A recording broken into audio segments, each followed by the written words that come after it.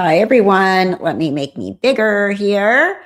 Welcome in. Hopefully, you guys are all rolling in the door here. Welcome to Chatting with Kathy and Left Undone. Like, as we've been doing the last couple of days, I'm streaming to both of my channels. So, whichever one you're on, welcome, welcome. And I did realize, because I wasn't sure what today was going to hold as far as the court goes, but I did realize in the Lindsay Clancy case that they did call witnesses today. So we can go over that this today. It's 11:43 here where I'm at in California. And I saw this morning that they went on their trip. They went to a 3V restaurant, CVS, and then into the house that Lindsay and Patrick had owned when this tragedy happened. So say hello in the chat if you're new. Welcome, welcome. My name is Kathy. I am a registered nurse, mother of 4, grandmother of 2, content creator, following true crime, and all of that. And I also have a travel blog. If you're interested in seeing my trips to mostly Greece, that's what I focus on because my family's from there. I'm a dual citizen now, and I have made 6 trips in the last 8 years. So lots to learn. If you need any help planning a trip there, I'm there for you. All right, so let's see. Hey, Bella, and there's Bella. Hello, Bella. Everyone is well. I'm good. How are you? I had a job interview this morning. That's why I couldn't stream right from the get-go. It was a second job interview. So job interview number 2. Hopefully I will get this job, although I really would prefer to just, I don't know, do this. I enjoy hanging out with you guys, but work is work. Got a plan for retirement for someday. So let's see who's here. Welcome and say hello. You are waiting patiently. Thank you so much. And I see you came back. You'll be back. Okay. So if you're here, please say hello in the chat. Let me know what you're doing. Hey, Carolina. How are you? Happy Friday. Good to see you. Welcome, everyone. Remember to like and join the conversation. Good to see you all. Thank you. Thank you. Okay. What? Justine, mean morning. Mornings. Hey, y'all. Hi, sis. I'm just shortening you to sis. So we're starting later than usual, like I just said, because I had a previously scheduled job interview this morning. The jury has completed their visit, and they came back to the courtroom so we can go over all that and make our commentary and add our 2 cents and see what we all think about everything. Morning. Hi. I gotcha. Sis is good. Okay, thanks, sis. And so let's see. They were in progress. I'm sure they're done by now, but we'll just do our thing here because we got things to say and to talk about and to watch. All right, let me get this up here and we can share the screen and get going. As people roll in the door, please say hello. If they're the replay crew, hello. Thank you so much for watching. And move that and put you up here. There we go. Here we go.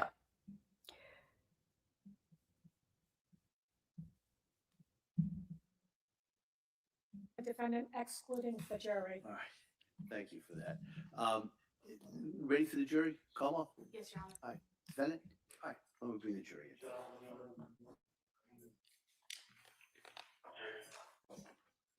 I'm glad they had trial today. I was like, oh, they're just going to go do their field trip and be gone. I'm glad they were able to do some witnesses today.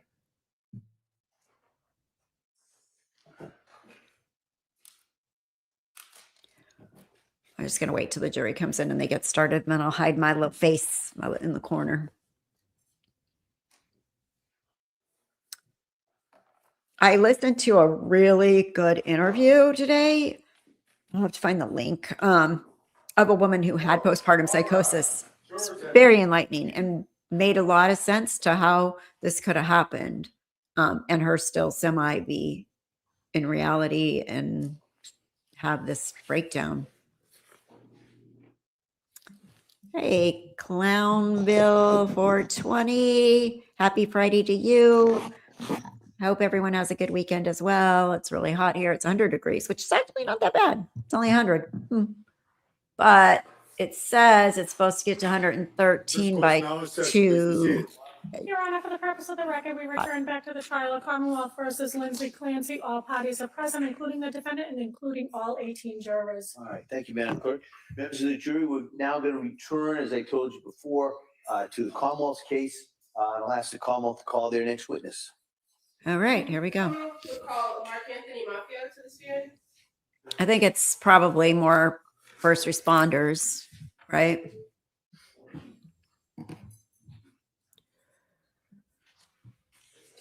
While we're waiting, you want to just, for the record, same objection and standing All right. objection, so. All right. That keeps. Hi, welcome.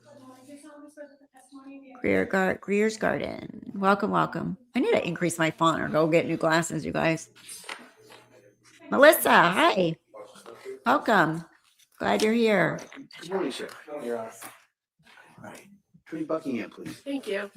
Good morning, sir. Good morning. Could you please tell the jury your first and last name, please? Yes, Mark Anthony Mafio.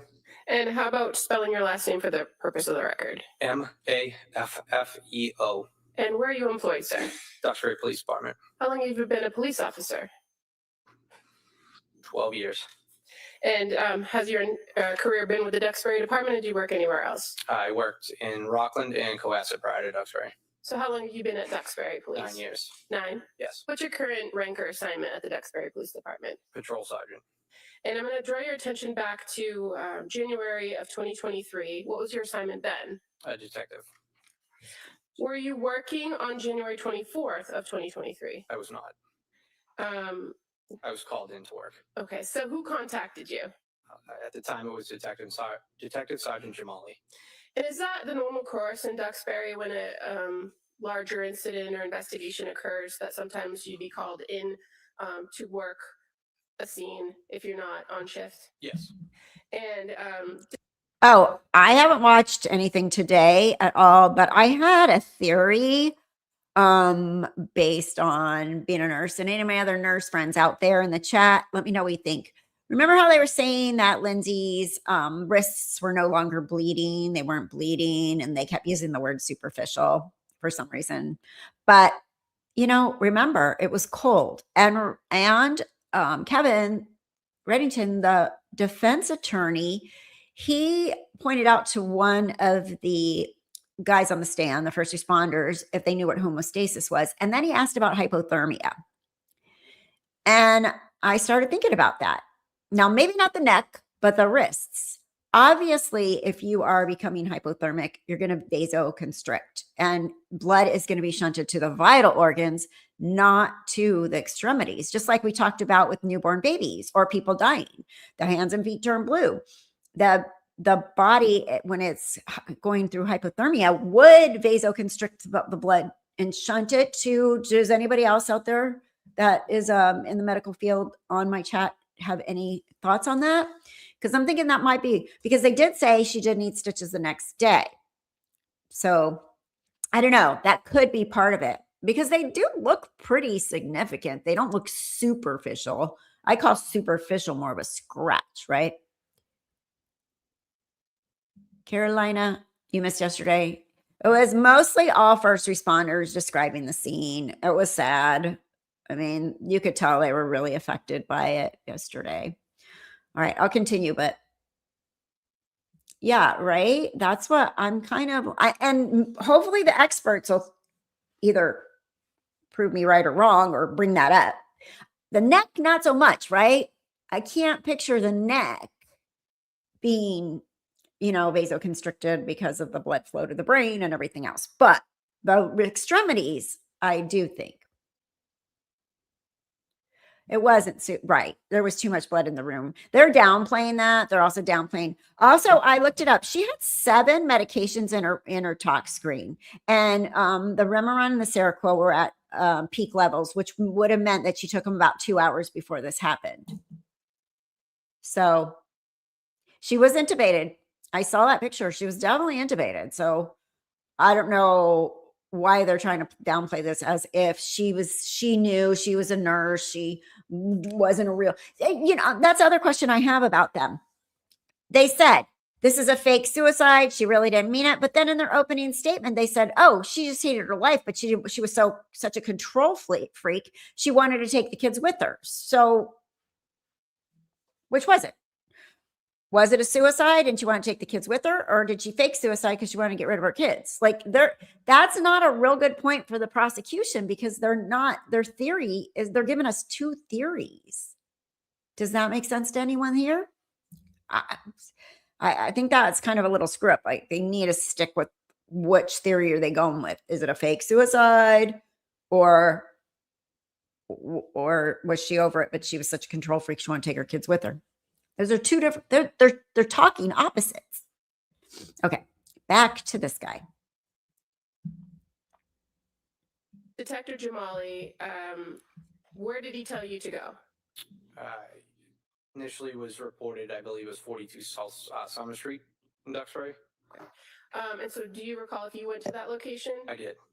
When you arrived there, was the scene still active, meaning there were still kind of ambulances and everything on scene? Yes. Did you go into the house? Not at that time, no. Were you advised when you arrived on scene that one of the parties was being sent to the South Shore Hospital? Yes. And so as a result of that information, what did you do? I was then tasked with going down to South Shore Hospital. Now, when you went to South Shore Hospital, did you know the party that was going to be transported there? Yes. Who was the party that you were going to meet? I was advised it was one of the homeowners, Lindsay Clancy. And you later became aware that the home at 47 Summer Street was the home of Patrick and Lindsay Clancy, correct? That's correct. And again, you were also later made aware that they had the 3 children. Correct. Were you advised of where the 3 children were? Yes. And how about the husband? Were you advised of where Patrick Clancy was? I was. As far as the people transported to South Shore Hospital, you came to learn that only Lindsay Clancy was sent to that location, correct? That's correct. Did you expect somebody else to be arriving there? Initially, before I had left the residence, it was a little bit of confusion. They thought that the husband was also being transported to South Shore. And at some point, were you later advised that that ambulance was turned around and sent to Beth Israel in Plymouth? Correct. So when you were at the South Shore Hospital, did you have an opportunity to observe Lindsay Clancy? I did. In what condition was she when you observed her at South Shore Hospital? She appeared sedated and unconscious, with several lacerations to her arms and neck.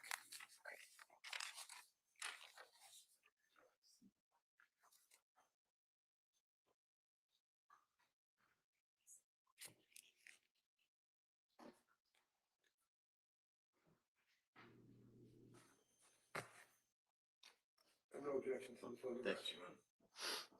May I approach the witness? You may.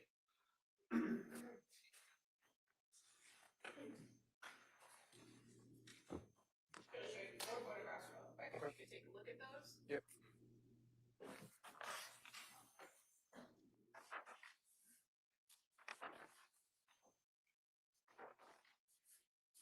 Do you recognize the individual in these photographs? I do. And were you present when these photographs were taken? I don't recall. Okay. As far as the condition that the person in these photographs was in, do you recall this to be a fair and accurate representation of what she looked like? Yes.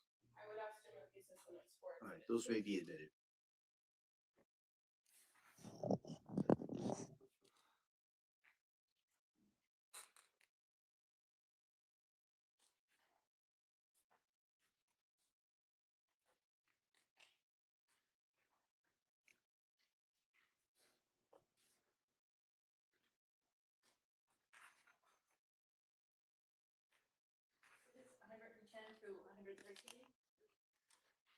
Sir, if I could just draw your attention to the screen beside you.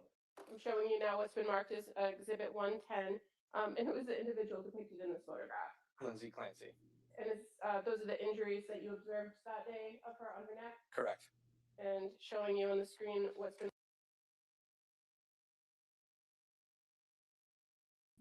All right, I want to look at these. So it looks like she almost went from ear to ear, kind of high up, like right under her jaw, but it looks more than superficial to me. And you can tell it bled quite a bit. There's blood all over her. All right, we'll continue here. marked as exhibit number 111. Again, is that Lindsay Clancy? And she's intubated. Injuries that you observed on January 24th on her neck. Correct. And 112, exhibit 112. Trying to see these two. Cut, cut, cut. Can't tell, but I mean, from here, they don't look terrible, but we'll see what happens if they bring up more pictures than that. That is what, her right hand. She's got a lot of blood on her hand. Smeared here. They did wrap them at the scene, remember? So we'll have to see if they'll show us anything else that makes that look any more. In the middle of this Interesting. photograph with an arm extended, there are some cuts in a cut in the middle. Did you observe those on January 24th as well? I did. And finally, exhibit 113, that would be the other arm. If I'm right here, if I'm seeing this correctly, is the artery right here. So she did go over it.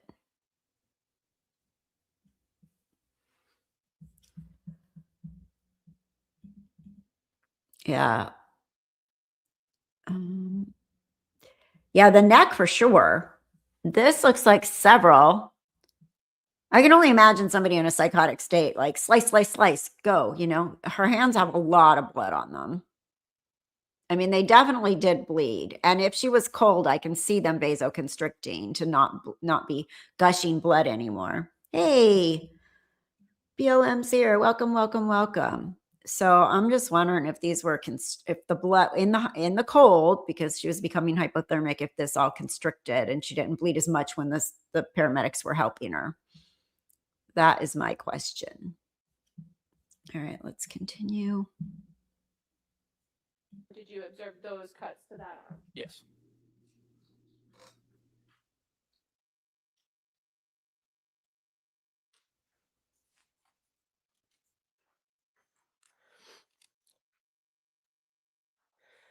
Now, in addition to Now, are we only showing one arm? Did she show two arms or one? Did I space out? observing her at South Shore Hospital, did you do anything to collect potential evidence that day? I did. And what did you do? I gathered, I believe they had been removed from the hospital staff, clothing, pants, shirt, I believe it was a scarf, and wedding bands. Okay. Oh, thank you. I guess Kathy's just spaced out for a minute. I only saw one too. Oh.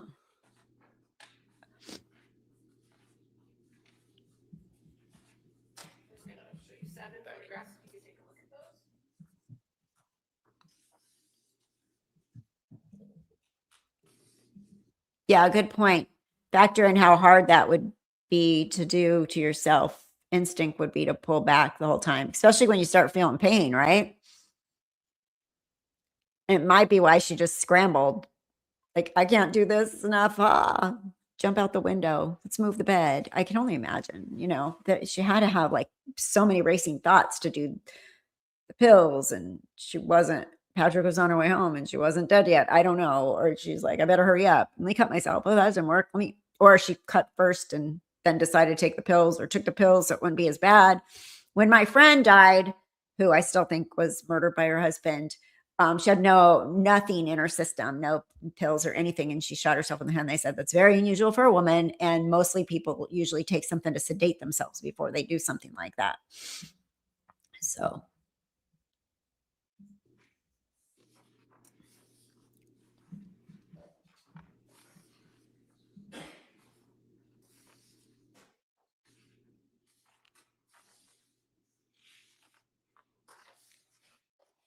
Are these 7 photographs familiar to you? Are the items depicted in these photographs familiar? Yes. I move to admit these as the next exhibits, please. Any objection? I have no objection to any of the photographs. They may be admitted.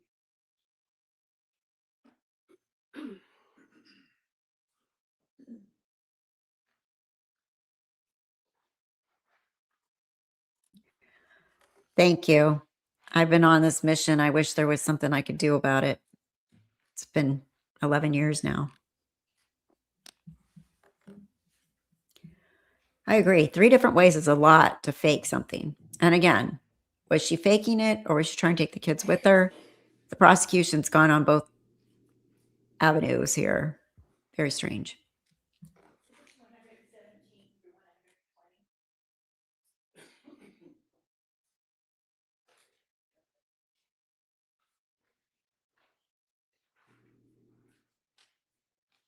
It should be 114.7. Thank you.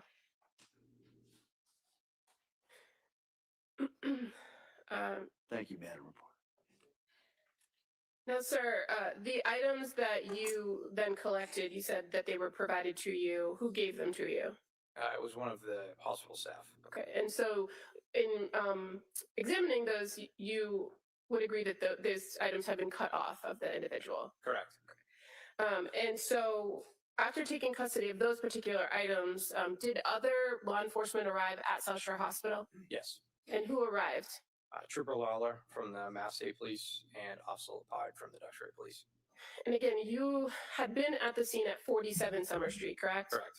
And If I do, it's over on Left Undone somewhere. It's been so long since I've talked about it.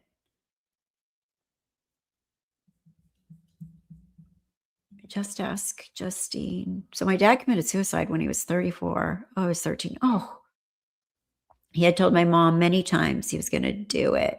From my perspective, when somebody threatens, believe them. She did not fake this. I don't think she faked it. I think, like maybe taking some pills and laying on the bed, knowing that Patrick was going to be back real soon, would be maybe faking it, knowing that he'd find her and save her, something like that. But I don't see these 3 things. And Patrick saw a lot of blood. So clearly something bled a lot, right? And I'm so sorry about your dad. How horrible. Oh, poor thing. Do you know if she was still in her psychosis when Patrick found her? How long does someone stay in that frame of mind? I'm not doubting her. I don't know much about psychosis. I do know about where's the next part? Psychosis seems to be able to, it's not a straight line. Sometimes they're going in it. Sometimes they're not so much in it. That there's a great, that video you sent me the link to yesterday was PLM or Stacy or all of you guys maybe have sent it to me, or Lori sent it to me this morning. And I know Stacy put it in Discord of the woman explaining her postpartum psychosis, what she was going through with postpartum psychosis. And it was really crazy. She explains it. She was seeing shadows. Remember, I told you that's what my patients have described to me. They think there's somebody walking by and they're human. And she was hearing a voice and she said it sounded like her husband. But then she started questioning, was it her husband's voice? And it was really wild. Like she would go out, she'd forget, she thought she had the baby sitting next to her. And all of a sudden she heard the baby and she's like, what? I had the baby right here with me. And the baby's on the floor behind the couch, like 1 month old. So I think it's really complicated. As far as I know, deep cuts would still be bleeding in cold temperatures. Only superficial cuts would stop bleeding in cold temperatures. But with that cold, with hypothermia, not just cold, because for whatever reason, the defense attorney is starting to dropped a hint about hypothermia.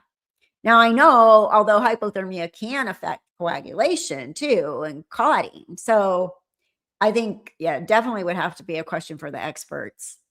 I'm just thinking vasoconstriction, trying to shunt the blood away from the extremities into the core to save the vital organs, which is what happens when people are dying, actively dying, their hands and feet are blue and cold.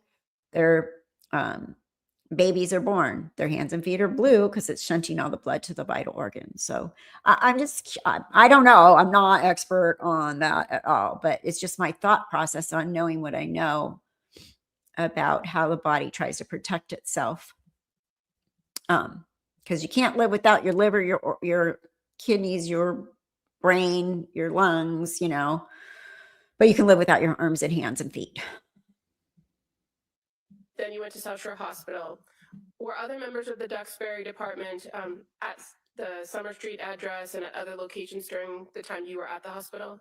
I would believe so, but I'm not positive. And were you aware that the state police had become involved in this case? Yes. And Oh my gosh, that's so sad. My cousin committed suicide with a gunshot wound to her head. She took her life on her son's birthday, who had passed away 10 years to the day. Oh my gosh, that's so horrible. So sad. When my friend shot herself in the head, she shot, or this is the story they told, she shot herself in the right temple, but she was left-handed. So really makes me wonder again. And she was leaving her husband. It was one of those domestic violence situations. So, but I'm so sorry about your cousin.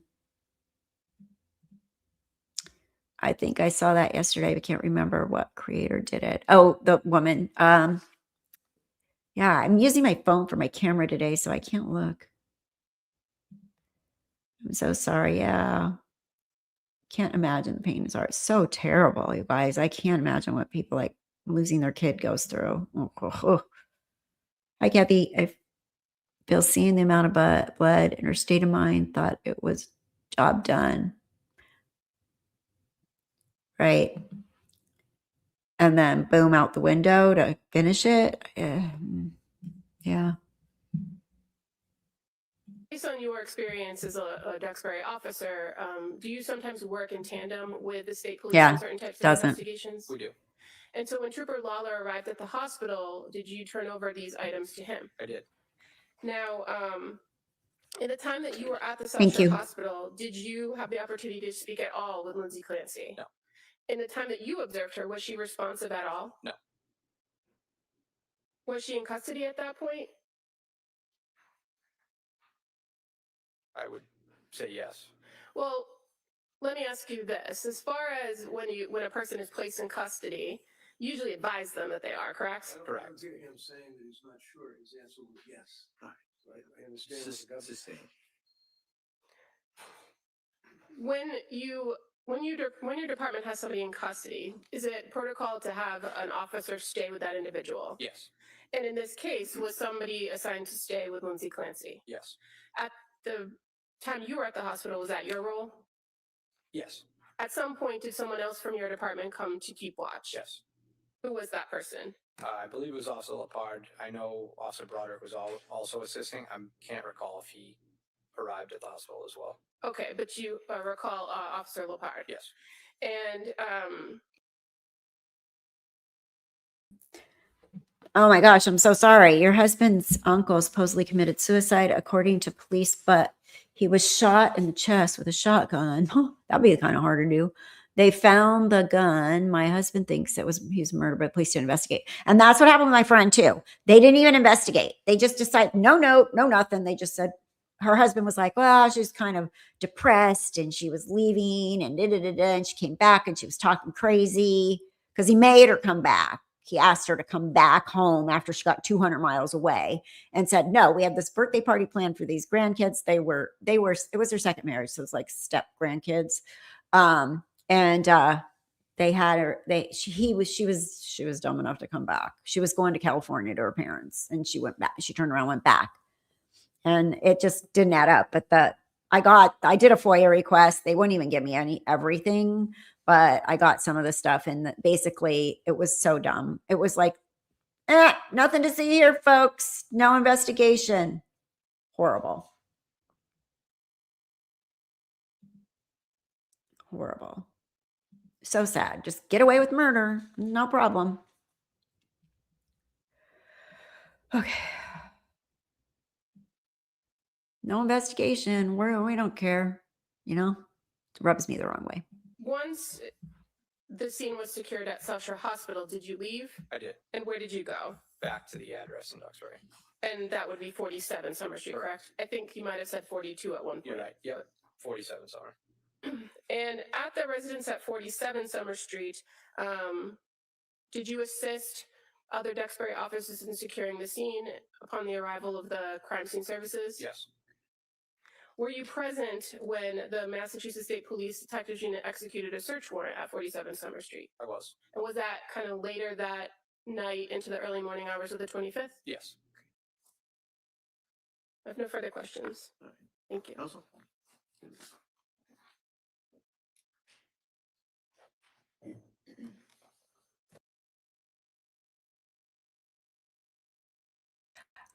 Yeah, wrong hand, right? Would you, if you were going to kill yourself, would you use your non-dominant hand? I mean, it doesn't make sense. And I went on her Facebook after that because it's still there, but it was soon after. And remember when everybody was doing those, the ice bucket challenge, the Lou Gehrig's, I think it was the ice bucket challenge, pouring a bottle of ice, a pitcher of ice over your head on camera on social media. And I went back and found hers, and she definitely lifted it with, she had a big picture. She lifted it with her left hand and poured it over her head. I'm like, dude, if she's going to pour an ice bucket over her head with her left hand, she's certainly going to use a gun with her left hand, right? Very suspicious, right? My dad shot himself in the heart with a shotgun. Oh, I heard it because my parents were fighting at midnight, woke me up, and I heard him go into the backyard. Point being, it can be done with a shotgun. Thank you. Interesting. It just seems like it'd be hard. You know what I mean? Like to turn everything around, but I don't know. I don't shoot guns, but thank you for clarifying that it can be done. And you heard it. Oh my God, Justine. Yeah, you've been through way too much for one person.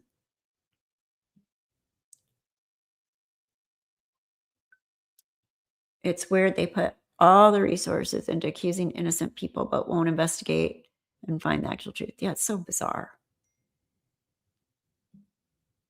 Right. The non-dominant hand is really weird. And I don't know about how hard it would be because I use my dominant hand for everything. To use your non-dominant. Oh, when I talked to the coroner. I called them and I was like, I don't understand. She was right. She shot herself in the right side of her head with her left. She's left-handed. And the woman that I talked to at the coroner's office was like, or the medical examiner, she was like, well, oh God, I think the gardener's here. I hope you guys can't hear Percy going crazy right now. Was like, oh, well, some people are ambidextrous. And I'm like, she wasn't. I've known her since we were 16. Like we used to sit next to each other. I'm like, let me get on the other side, so we're not bumping elbows. So it was really, really sad. Can you hear Percy? Is he making you crazy like he's making me crazy? My fiance died by suicide 7 years ago. We had just bought our tiny house and we're about to move cross country together. Never felt a sadness like that. I had lost my whole world. Oh my gosh. So sad. Very sad, traumatic. And things were going well. You just bought your house.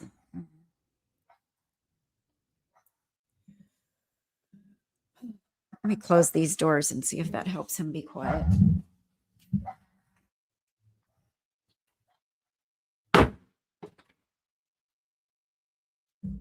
I swear my dog's going to have a heart attack, though, when the gardener comes because he can't breathe. He's a pug. And he like goes, like he can't breathe. And he's barking at the gardener like the whole time. Okay, let me continue, guys.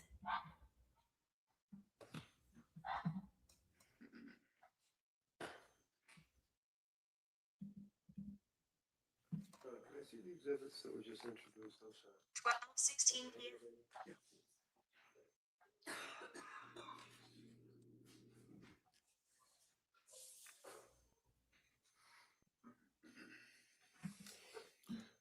Morning. Morning. I've got a couple of other photographs that I'd like to, just since you were at the hospital at South Shore, if I could. Sure. Is that what Lindsay's condition was when you went in the hospital and saw her? I don't recall those being on her legs. But I'm not 100% sure. But other than that, yes. Other than that, yes. So I would offer that if I could. Any objections? Maybe approach. Sure, yeah. Dude, she always has an objection. Every single thing he brings, she's like that. Ugh, Gardner's here. Okay. I know. I mean, just because it's selfish, but they're in so much pain. But the selfish part is leaving people, to suffer. It's just the whole thing is just a heartbreaking mess. Let's see if I can go move up a little bit. Oh, I hope the gardener's quick today. Yeah. All right.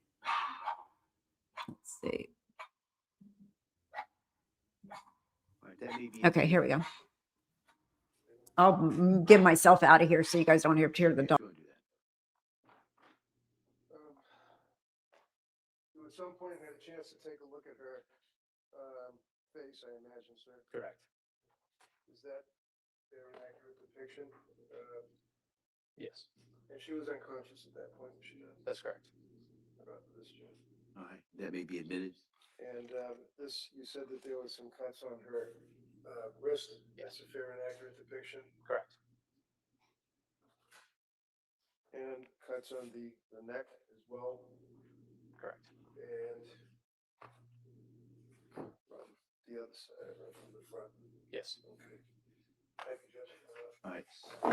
All right, those photos may be admitted.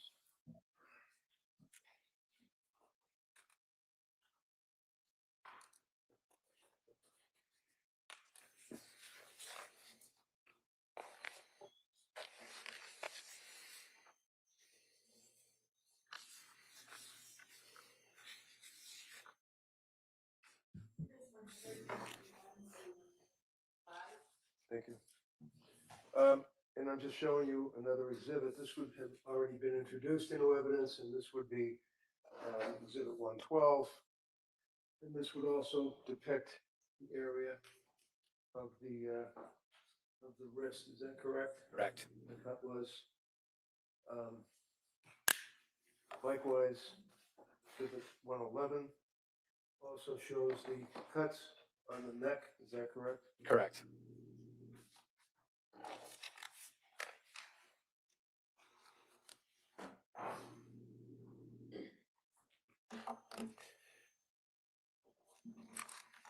Now, when you went to the house, you were a detective at this point, correct? Correct.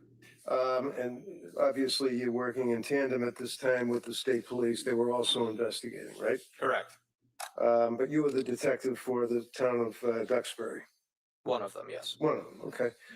And one of the things counsel had asked you about was the clothing that Lindsay was wearing, and it was cut off, right? Correct. So I'm just going to show you and ask if this appears to be a fair and accurate depiction, rendition of, for example, one of her items of clothing. Yes. Okay, well, I don't know that, so I'm just gonna make sure it's in, that's all.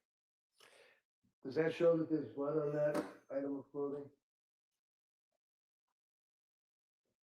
Not that I see. Okay. Was there some type of residue of paint or something on the clothing, if you recall? I don't recall, no. No. Did you notice on the pants any blood on the jeans?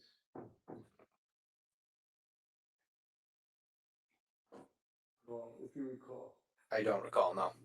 How about the? Looks like blood to me. You can see the dark. That was worn?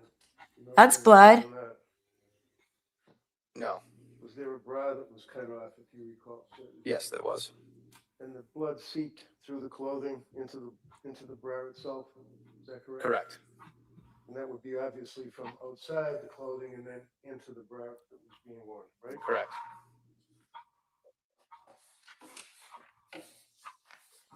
These, Judge? Any objection? They're already in evidence. They've been marked, so I don't see this necessary to mark them again. They're the same photographs. Well, I'll trust the representation there in evidence. I don't want to All right. hold the court. So if they're already in evidence, then that's good I enough. just admitted them through Sergeant Murphy.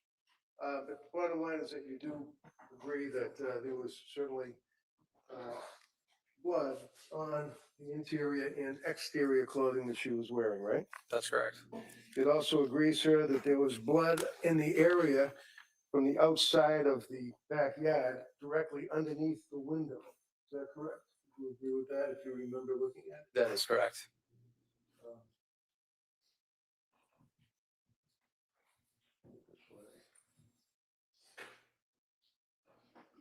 The ground, the snow, and the leaves that were underneath, of course, there are a lot of people walking around, but you could see the blood Correct. directly underneath the window, right? Back window. You notice blood that was on the window sill itself on the second floor, one hand, one mark on that window ledge. Yes. You also noted blood that at some point had gone onto the two shingles that were in the area underneath that ledge, underneath that window, right? Correct. Right off of the blood on the floor, on the ground with the EMT documents. No objection. All right, that may be admitted. Thank you.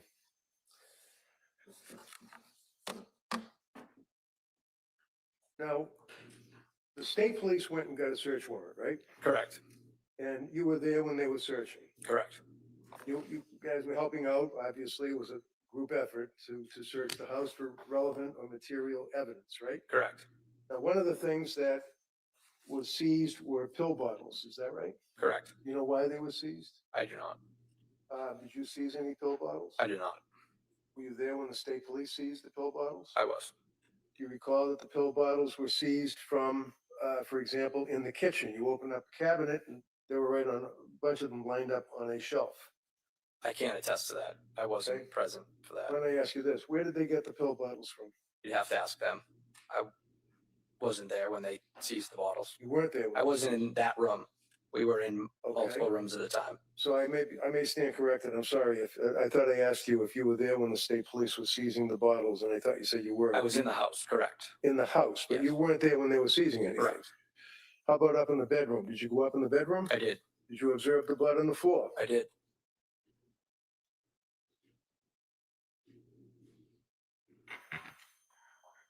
You observed when you went in the bedroom, it was very cold, right? Yes.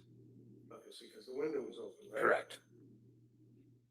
And when you went into the bedroom, you made observations as a detective of certain items such as, does this appear to be a fair, accurate rendition of the floor, blood drops on the floor? It in the does. bedroom? Yes. Is this a indication of the bed itself, the right side of the bed, additional blood is located on the floor next to the books? Yes.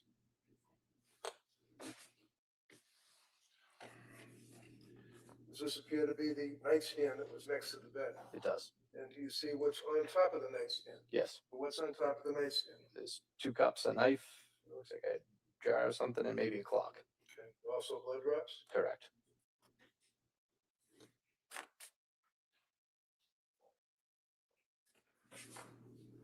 This is a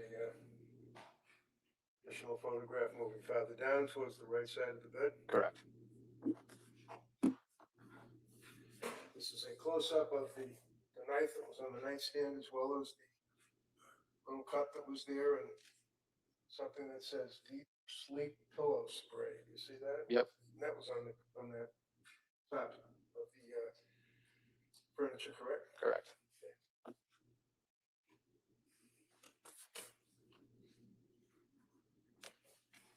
And this again is an area depicting various items of clothing. It looks like an old headband, a wire, perhaps to charge a phone, and blood on the floor. Correct.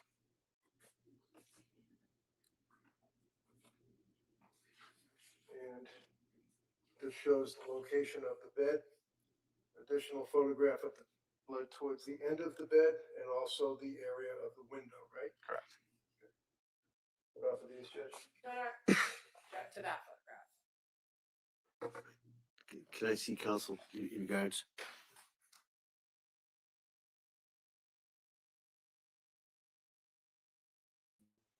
Thank you, Carolina. Appreciate you putting that up there. I guess let's pin this. Can I pin it from here? think I have to pin it in. I can't pin it from StreamYard. Can I? No. Maybe not. Hold on. Let me see if I can go into my YouTube channel and pin that for. Or I don't know if any of you mods can or not. I don't know if it's allowed. I don't know.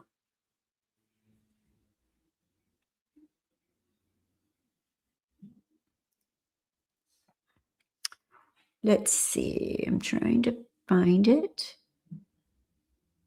Yeah, much appreciated, Carolina. Really. Okay, let's see.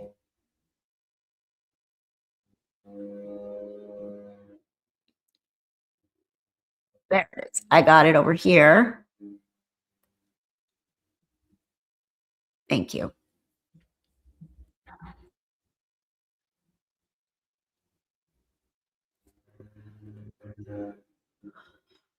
Okay.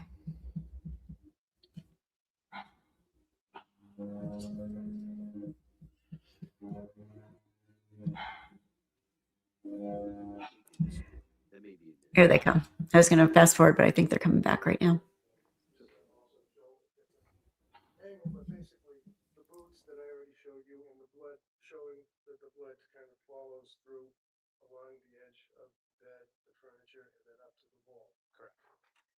Was there also like, do you recall one of those full-length mirrors? I don't recall. Any objection on that? All right, those pictures may be admitted.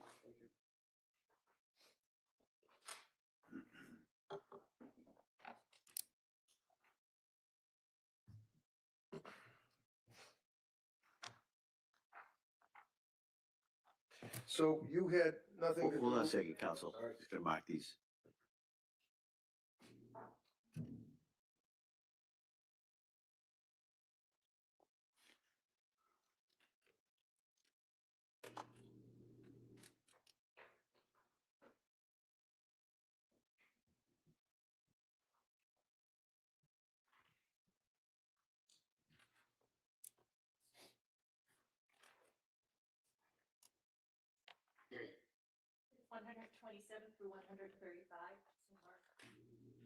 So you had nothing to do with the seizure of any of the pill bottles, sir? Correct. And you don't have a memory. It's so hard to hear when he's away from the. In the kitchen and seeing. There he comes back. Journals or spiral bound notebooks and books. Correct. Was that pretty much the extent of your involvement with this case that night? That night, yes. And you really didn't get involved with any further investigation on this matter, as far as seizing evidence, except for what you testified to, right? We did seize, I located a laptop in the hallway closet, Okay, and that was, I believe, seized by the state police as well. okay. Anything else you recall? How about, do you remember when you guys were searching or you watched the state police searching, did they open up drawer to the nightstand that was next to the bed with a number of pill bottles in it? Again, I wasn't present when that was taken, so I can't attest to that. How about Apple Watch? No. I don't recall. Okay. Attorney Buckingham, you redirect? Sir, when you were at the hospital with Lindsay Clancy, with the defendant, were the medical staff in the emergency department actively treating the wounds to her neck and her wrists? No, they were not. And when you came back to the home at 47 Summer Street to secure the scene and wait for crime scene services, nobody went into the house that didn't need to be there before crime scene services, correct? Correct. In your experience, is that normal? Yes. And so were you present when any of the photographs that were shown to you by defense counsel were taken? I don't believe so. Okay. So your testimony today about those photos is your best memory of what the scene looked like at that time? Yes. And as far as your role in the search warrant execution, fair to say there were quite a number of state police, Duxbury officers, as well as crime scene troopers on scene in the house during that. And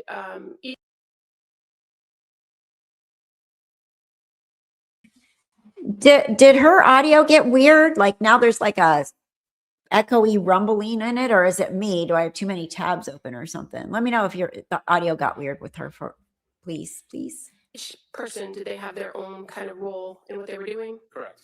And did you kind of stay to your area?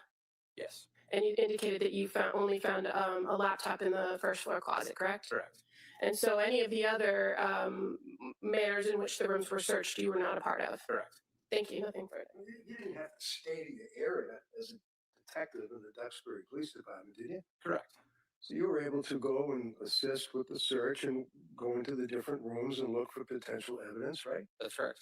And do you remember approximately how many Duxbury police officers were in or about the house, either outside, on the porch, on the deck, in the house, downstairs, upstairs? I don't. Would it be more than 10? Thank you. I was wondering. No, I wouldn't say more. It's than like that. crackly, How huh? about state police? You remember how many there were of them? No.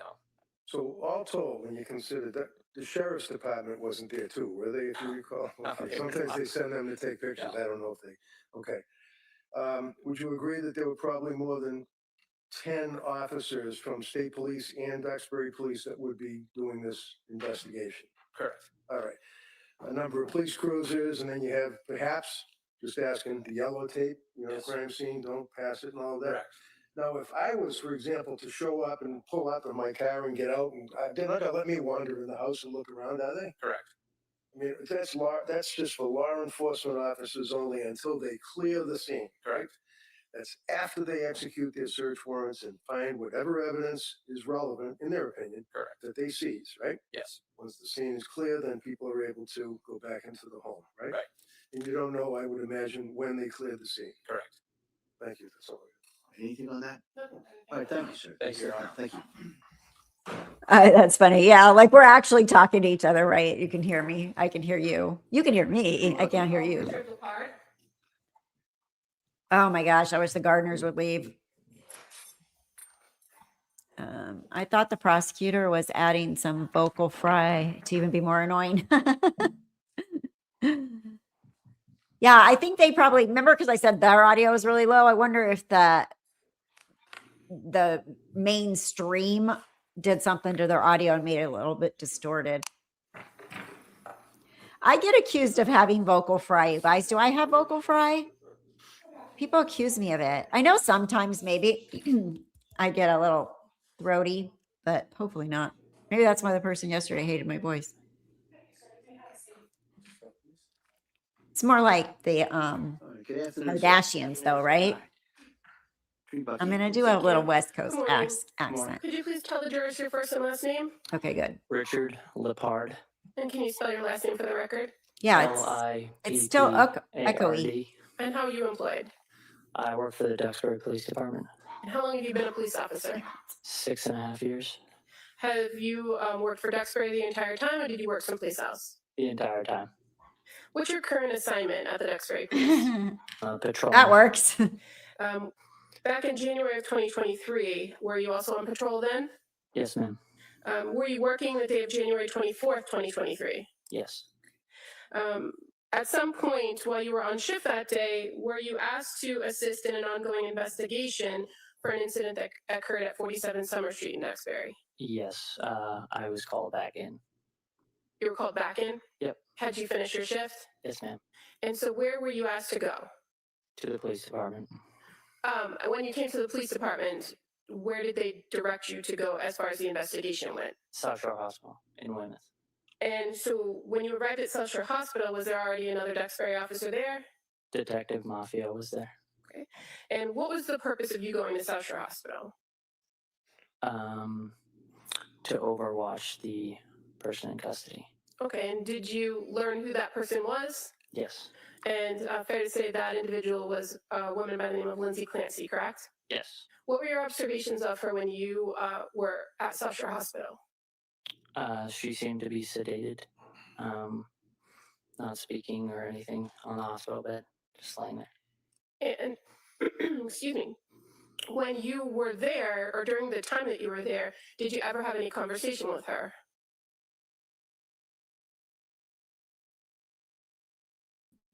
Do you guys think it's them or should I do something with the audio? I think it's them. I don't know. I feel like it's them. I think they adjusted their audio on the main stream or something because I didn't do anything. What do you think? What do you think? All right, I'll keep playing, but tell me if you think it's me. I think it could be them. Maybe if I open it on another tab. Let me see. I just don't want to annoy you guys. Real quick, let's see. East Idaho news. Let me just scroll through to about this part on another tab just to see. Where's their live?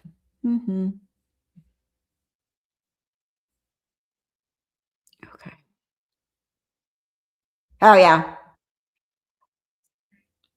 Okay, it's on I opened it on a whole nother window, another tab, and it's the same thing. So just making sure it's not me. Sometimes I get in trouble from the chat for stuff like that, right? No. Did she remain unresponsive during the time that you were there? Yes. And were you also there when somebody came in and took some photographs of her? I do not recall. Were medical staff tending to her during the time that you were with her? Yes. Where in the South Shore Hospital was this? The emergency department or someplace else? Emergency department. And shortly after you were there observing her, did she or did the doctors indicate she was going to be transported someplace else? Yes. Where was she going to go? That she was going to be med-flighted to the Brigham in Boston. And other than yourself or other law enforcement and medical staff, did anyone speak with her at the South Shore Hospital? No. And when you, when she was transported to the hospital in Boston, did you go along with the transport? Yes. Do you remember how she was transported? It was a med-flight helicopter. So you rode in the helicopter with her? Yes. And when you arrived at the Brigham in Boston, where did she go there? She went to the emergency room. Did you remain with her during that time period? Correct. And was there anyone else with you at the Brigham with her? Officer Broderick. And so the two of you were, what was your role? Just to overwatch and stay with her. At any point when you were with her at the Brigham, did she ever, was she ever awake or responsive? No, not to my knowledge. And how long were you at the Brigham with her? About 15 to 16 hours. Okay, so fair to say it was over the course of that night into the next morning? Yes, ma'am. Over the course of the night into the next morning, do you observe her medical status change? There was some type of medical code during the nighttime. I'm not sure what it was. Okay, but you were present in the room when that happened? Yes, we were outside the room. Outside? Yeah. Wait, hold the on. next morning when your shift concluded. Hold on. Medical code? Did she code? What is he talking about? Medical code.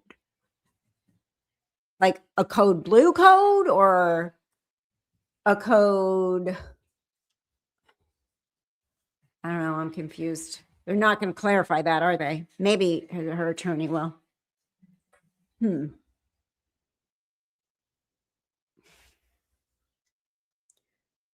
Not a code security or a code whatever, you know what I mean? We have a code where we want a bunch of people to come from different specialties in the hospital. They're all named different in different hospitals where they can get a rapid response where they can kind of decide, no, we need to do this or that. It's like when something's going down, we would call it in labor and delivery if somebody was doing something big, like coding, or not a code because you call it code blue, but the rapid response team would come to that too. But if you had an issue and you can't totally put your pinpoint it or know what to do about it exactly, and you need a bunch of specialists from throughout the hospital to come in, they'd call a rapid response. But I'd like to know what kind of code they called on her. Did somebody else from the Duxbury Police Department come and relieve you? Yes. During the time that you were there, did anyone besides medical staff or the law enforcement officers that you were with interact with the defendant? No. Thank you. Nothing further. Mr. Reddington. Morning. Morning. Good afternoon. So A young man working for the town of Duxbury, and you were detailed to the home initially, correct? No, sir. You didn't go to the house at all? No, sir. Okay, you went directly to South Shore. Correct. And when you were at South Shore, your purpose was to, as you say, overwatch. Well, that basically is she was in custody at that point, right? Correct. So one of your obligations is to, I guess, guard the unconscious person and make sure what to do, what just to stand there. Correct. Okay, and you did in South Shore Hospital. Yes, you're more than welcome to have your opinion here. As I said, thank you. I just don't want anybody attacking each other, right? Or me. But yes, I do appreciate other opinions. Food for thought, too. It helps us all think, you know?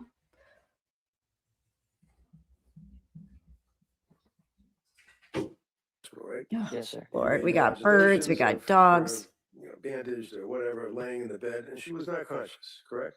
Correct. And at some point, the decision was made medically that they were going to have her med flighted to the Boston Hospital, Brigham and Women's, right? Correct. And that was by way of the helicopter. Yes, sir. You had a helicopter ride into Boston with her, right? Yes, sir. You were overwatching her in the helicopter again, right? Yes, sir. She still had not gained consciousness at all. Correct. She wasn't talking to you or medical staff or anybody, right? Correct. She was already had the tubes and stuff in her mouth coming out. She was bandaged up and wrapped up and basically laying down in the gurney in the helicopter, right? Yes, sir. So when she gets to Brigham and Women's Hospital, they bring her into the emergency room, right? Yes. And that room was loaded with equipment. He's one of the tubes. But he's one of the police officers that had to stay with her. Went from one hospital to the other, flew in the helicopter with her, in the transport helicopter, and then stayed with her like 15 hours, he said. So he's just one of the police officers that watched over her when she was in the hospital. Percy can't breathe, by the way. I might have to do resuscitation on my dog. I went for 20 minutes and can't breathe because of the gardener. Boy, oh boy. Okay, sorry. Here we go. If you hear him breathing in the background, I'll let you know if I have to do CPR on my dog. using beeps, lights, things of that nature, right? Yes. Life-saving equipment that was in there, right? Yes. Very small room, wasn't it? Yes. Kind of hard to maneuver. Yep, right, There Palin? was It no does space help. for the medical staff to maneuver. All right. And how many police officers were overwatching the unconscious person while she was in the emergency room at Brigham and Women? 2. That would be you and the other officer from Duxbury. Yes, sir. At what point did the state police officers arrive in the hospital? I don't recall them coming to the hospital. Did you ever see state police in the hospital? Possibly at South Shore Hospital, but not in Boston. So you're in Brigham and Women's off of the helicopter into the emergency room for a day, is that correct? Correct. 16 hours. Did you go back there again after that day? To South Shore Hospital? No, Brigham and Women's Hospital. No. So you're limited to the time that you were there as to you and your brother officer were there in the room with her, correct? Yes. And a number of nurses and doctors, right? Yes. Fair to say it was chaos. It was like bedlam in that room, wasn't it? Yes, very busy. And you don't remember any other police officers? How about internal police officers from Brigham and Women's Hospital? Do you recall them being there? There may have been security, but I do not recall. So is it your testimony that you do not recall any other police being in that room or outside the room when you were there? Correct. Now, at some point, police were detailed, if you know, to sit outside the room to guard the door. Is that correct? Yes. And what were you guarding against? No, overall. Anybody coming to visit? Right, because nobody was allowed to visit, right? Correct. And then while you were there in the early morning hours, about 2:24 or something like that, there was, as you said to the jury, a code, right? Yes. And again, that kind of amped up the bedlam at that point, didn't it? Yes, sir. There were people running from all over, and you could hear on the microphone code blue with the room being identified, right? Yes. And that meant Holy crap. He said she coded. She was a code blue. That's a big deal for a fake suicide, wouldn't you say? That's important. That's really important. I hope the jury understands what that means. If that's accurate, she coded. That she was dead or dying, right?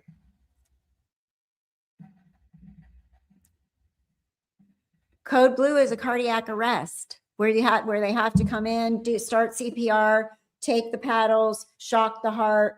Code blue, like it's the end. You died. We gotta bring you back to life right now. Yeah, that's what code blue is. It's the worst of the worst. Dang. She certainly did leave that out, didn't she? I'm just shocked because I didn't expect that. I didn't expect with the way that they're talking about the superficial, she wasn't bleeding. Like, I'm shocked that she coded and that's never come up. I've been through several severe hormonal issues and intrusive thoughts, but I knew better. So it would just not be good to have that one on the jury, honestly. Yeah, true.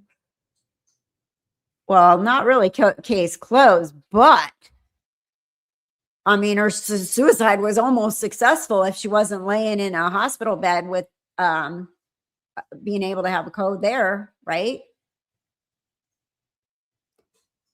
I mean, she'd be dead. When you code in a hospital, that's where they can save you. You're in the right place to be able to be brought back. But yeah, even out in the field, it's hard to bring people back when they code. Like my ex-husband, they worked on him for 30 minutes in the field. They couldn't bring him back.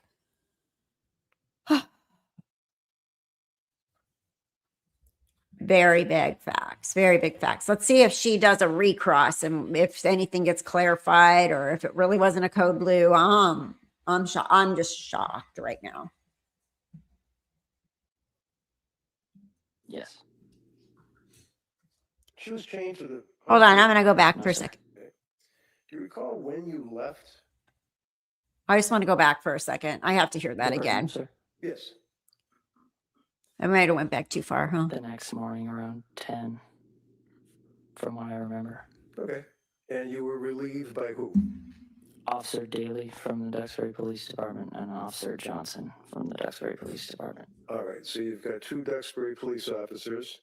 And to your memory, were there any other law enforcement officers? Not with them, no.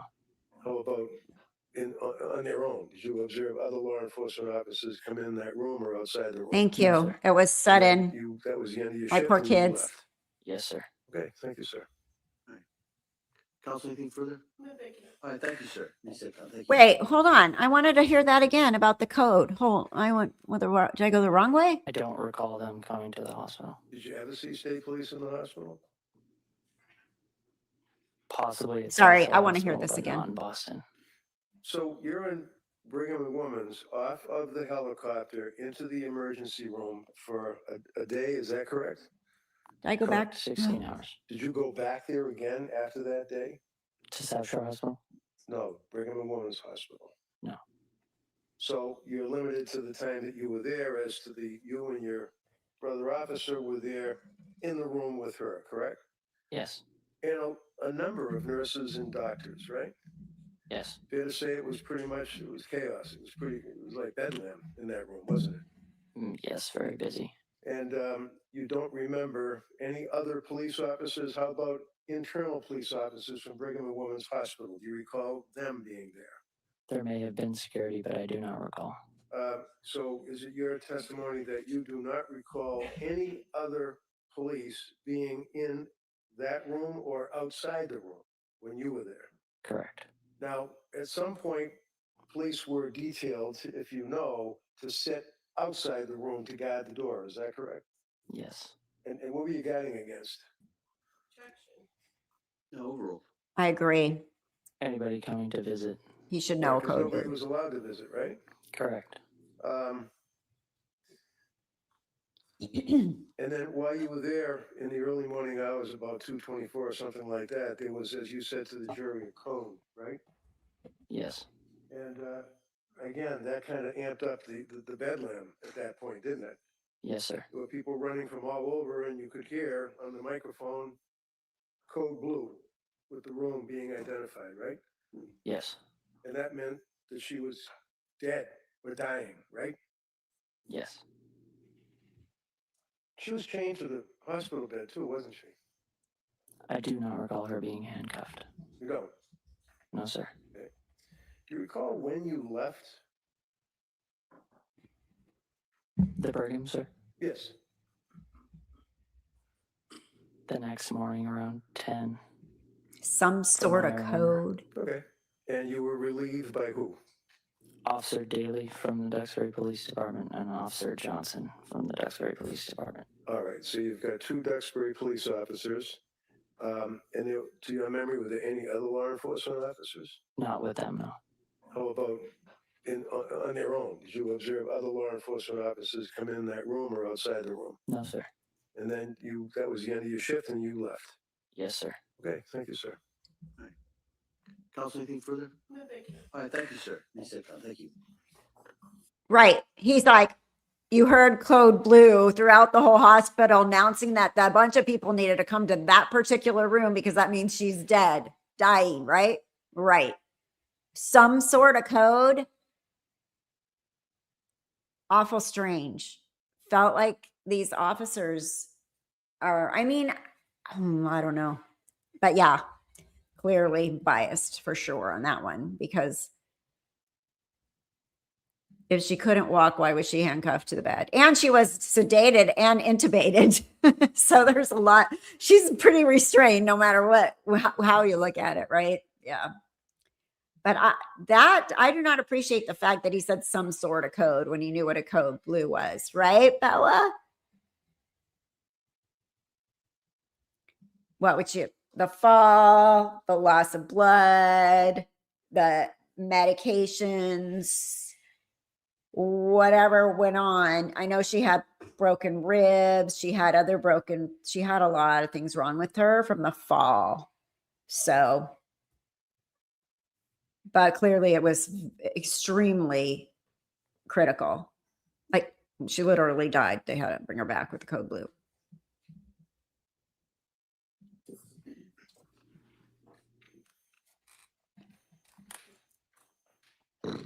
Commonwealth calls Dr. Mark Henowitz. Oh, we got a doctor. Happy to have a doctor. Trauma, big time. From the trauma, right? She coded from the trauma. Makes most sense. Yeah. Blunt force trauma. Did she hit her head? Have we determined?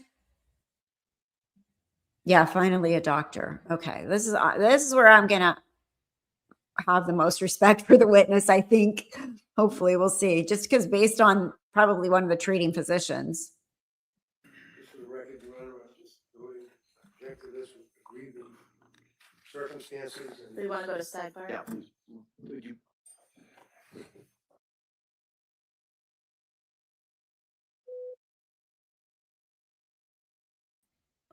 Yeah, I guess we'll see. I mean, that was a big, they're saying the fall was somewhere between 12 and 20 feet. I guess if she hung for a while, like they said, it'd be less, but then she would have went straight down, broke legs. To break her back like that, I don't know. We will definitely learn a lot more from the medical professionals that treated her and the experts. So I'm happy to be hearing this part. Okay, let me see if we can go past a little tiny bit. Okay, here comes.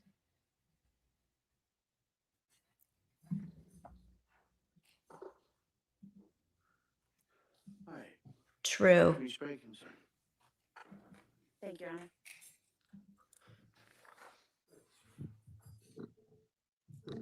They didn't want to recross him about the code blue. You're right. Absolutely not. Mm-mm. That messes up their fake suicide theory, really. Like she knew she wasn't going to die, but she forgot there was ice, you know? Yeah, the spinal cord. All right, Good afternoon, Doc. Afternoon, sir. If I may, Yes, please. thank you.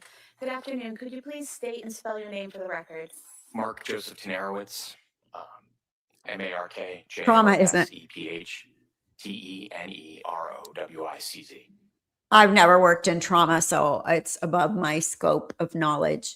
It's so funny because somebody yesterday said something about postpartum psychosis happens within the first couple of days. I'm a NP with a PhD.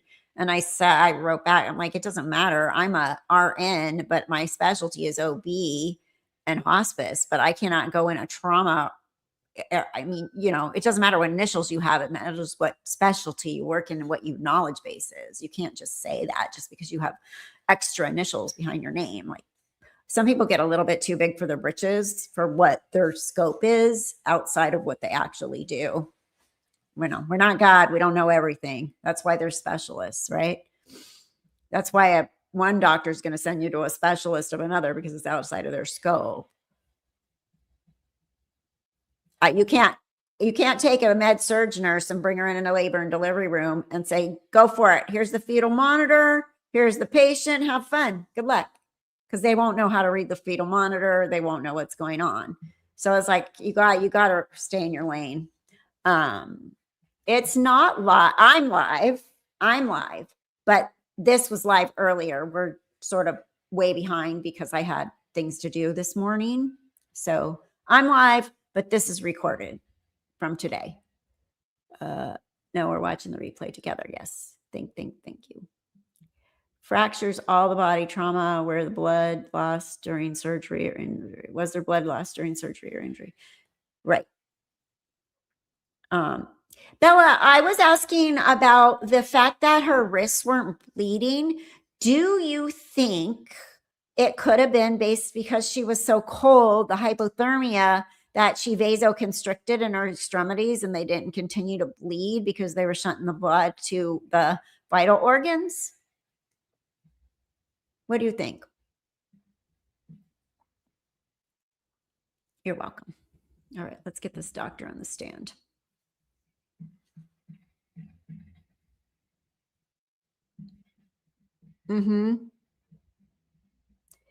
There's a lot of blood all over the place. She did. She got stitches the next day. The prosecutor said that. The prosecutor said, to somebody on the stand yesterday, did you realize she didn't need stitches until the next day? But I mean, if they have things wrapped and stuff, it's obviously not really a priority unless it's literally gushing from still gushing, you know, from an artery or something. I blame the doctors. I don't really think she was in her right mind. She should have been hospitalized, but a lot of the trial left. I could have completely different opinions soon. Right. Exactly. We got to listen to everything. Right. The vasoconstricts, right? Oh, okay. I stand corrected then. But yeah, next day isn't urgent. But again, you can live without your arms and hands. I mean, you can live. Yeah, you can. And based on my guess, cold and coagulation of blood cells. Right. A cardiologist isn't going to treat an oncology patient for anything other than their cardiac issues. Cold, air, coagulation, blood cells. Yeah. I worked on both ambulance and with the fire department. I'm not an expert though, but I don't see how those injuries could indicate anything other than jumping out of the window head first. That's what I'm thinking too. Basically she's so paralyzed. I'm surprised she can move her upper body, her upper extremities. I know the father. I've been on a lot of those meds and have experienced psychosis. Obviously, nothing like she allegedly did. Oh, God. I can't imagine. I'd be so terrified. Internal bleed plus the cold. And then with the hypothermia, you may bleed more internally because that can affect your clotting factor. Okay, I'll watch. Right? Without being C1, without being pretty much head first. It sounds like Like, you know, when people dive in the pool and break their neck, you'd be shunting blood internally too. Yeah. Either way, coagulation, right. And blood's going to shunt to the vital organs, right? Okay. All right, doctor. Let's see what doctor knows more than us. He might know a little more than I do. And what is your date of birth, sir? 2/28/69. Hey, What do you do for a living? hey, wait, hold on. We share a birthday, except for I'm older than him. I was born 64. He's born 69. Who looks older? Just checking. We're the same birthday, 2/28. Happy birthday. Okay. I was an emergency physician. I'm currently not acting as an emergency physician. Okay. What do you currently do? I do disability review for the state of Rhode Island. And so directing your attention back to January of 2023, were you an emergency room physician at that time? Yes, I was. And where did you work? Beth Israel Deaconess Plymouth. And could you briefly describe for the jurors your educational background and the training that you underwent to qualify to be an emergency room physician? I did my undergraduate education at Trinity College. I did a one-year post-baccalaureate pre-medical program at Bryn Mawr College. I then got my medical degree from Brown University, and I did my residency in emergency medicine at UMass Memorial in Worcester. And when you finished your education and training, did you work in emergency care after that point up until you changed positions? I worked in emergency medicine from 1997 until May of 2025. And directing your attention to January 24th, 2023, were you working in the evening hours that day? I was. And at some point in time, did you treat a child named Dawson Clancy? Yes. How did he arrive at the hospital? He arrived by fire department ambulance. And when he arrived, were you given a summary of his injuries by emergency personnel? Yes. What did you learn at that time? I was told that he reportedly had been strangled and he was found without a pulse and not breathing. Oh, we're back to the children. That's probably smart on the prosecution. Let's just go back to the children now instead of Lindsay for a while and get the, what happened to the children again. That's probably a good way to go about things for their own case, right? Don't you think? Let's go back to the horrible things that happened to the children right now, because get the jury back off of that Lindsay code blue. Let's go back to the actual tragedy, the people that are no longer alive from this.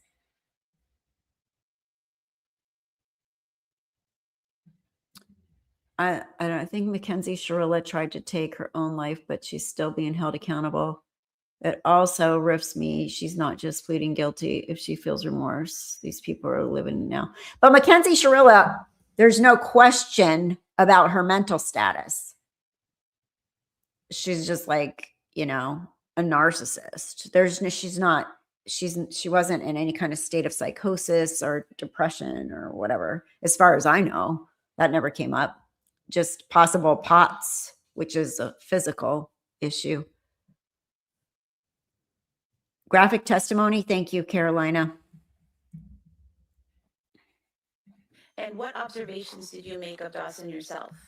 When he arrived, he had a breathing tube in. They had placed a device into the bone of his leg to give him intravenous fluids and medicines. CPR was in progress.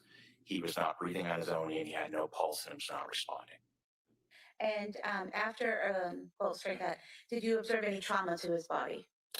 I believe there were some old appearing bruises on his legs, and there was some ruptured blood vessels on his face. And did you observe anything in the area of his neck? Not that I can recall. And what did you do to treat Dawson? We continued CPR. We continued to give him IV fluids. We gave him doses of adrenaline to try and restart his heart. We confirmed that the breathing tube was in the right position.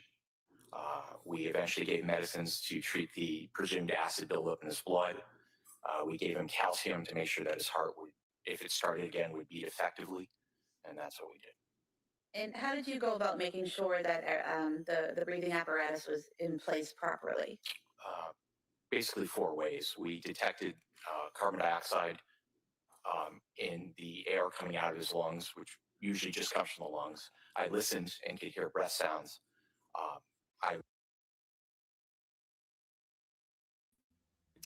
Good as gold. All right. This is sad. I'm going to try to be quiet because this is going to be a horrible testimony. Looked with a video laryngoscope to confirm that the tube was between the vocal cords going into the lungs, and we did an x-ray. And when you say you were hearing breath sounds, was that him breathing on his own or something else breathing for him? That it was someone breathing for him, squeezing the bag attached to the breathing tube. And so that the breath sounds you heard just confirmed that whoever was squeezing the bag valve mask, the air from that was going into the lungs and then carbon dioxide was coming out. He was not breathing spontaneously. Okay. And are you, while all of this is happening, are you continuing to assess him and his condition? Yes. And what were your assessments? So we would stop periodically every several minutes to very briefly check to see if he was breathing on his own or if he had a pulse. And he was not at any point. At one point, towards the end of the resuscitation, I used an ultrasound to determine if his heart was beating effectively, and there was no evidence of that. Okay. And based on your training and experience, at some point in time, did you make a determination that your efforts weren't going to be successful? I did, based on the time from when resuscitative efforts started in the field by the paramedics and the time that we put in, and the fact that despite the best resuscitative efforts we could, the fluids, the medicines, the CPR, breathing for him, it did not look like his heart would ever start again. Approximately how long did you and your team work on Dawson? I believe we worked on Dawson about 40 minutes, in addition to what the paramedics had done previously. At any point in time, did you try to use a defibrillator? I did not. And why is that? He was unfortunately never in a heart rhythm that would have made defibrillation an effective treatment. So your heart has to be in a certain condition for a defibrillator to even work? Yes, there are two heart rhythms, basically equivalent of the heart, that if you use a defibrillator, you can restore a rhythm that makes the heart beat effectively. He was never in one of those rhythms. And at some point in time, did you declare Dawson deceased? Yes. Okay. And do you recall when that was? I believe from my review of the records recently, it was at 1928. In 1928, would that be 7:28 p.m.? That's correct. Thank you, doctor. Mr. Reddington. Afternoon. You indicated that you observed what appeared to be older bruises to his legs. Yes. The like shin area. Yes. And you also had an interosseous device, I think, is that what you said? Yes, he did. And that would require inserting a needle or something into the actual shin bone area? Yes, into the tibia. Thank you, sir. That's all I had. All right. Anything further? No, Your Honor. All right, thank you, Doctor. Thank you.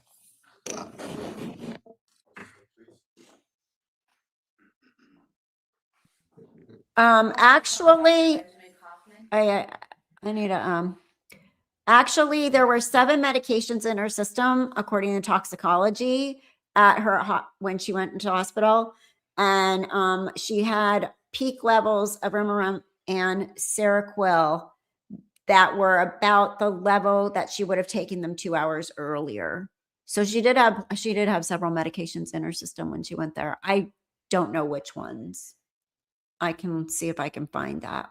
But you got to understand, the prosecution is going to they're not going to tell us anything that makes it look like she seriously was trying to do this. Hey, Mama D, I didn't know either. I guess they went on their field trip this morning and then they came back and went to, is that what it's in? Thank you. There's the URL, you guys, for the civil suit. That'll give you some information.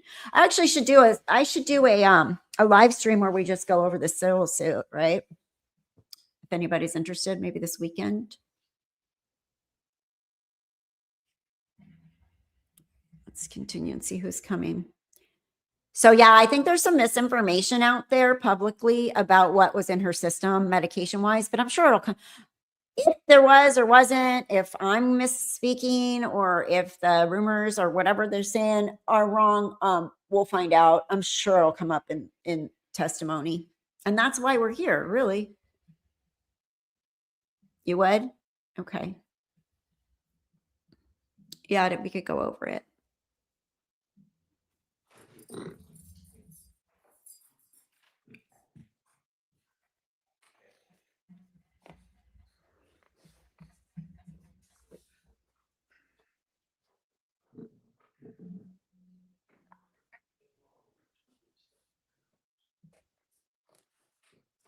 Who are we calling? I didn't hear. Guess we'll find out right now.